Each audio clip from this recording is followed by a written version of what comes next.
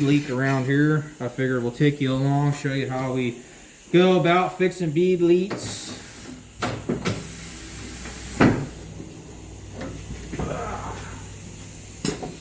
Now if you do this at home, I would definitely mark your tire because this is directional.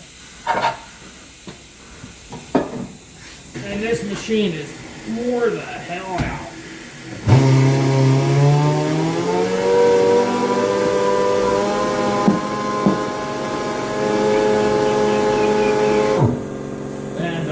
Since it has a bead leak, I don't know how good the valve stem is, we will be putting a new valve stem.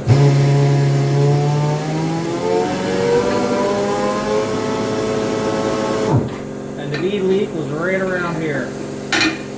Ew.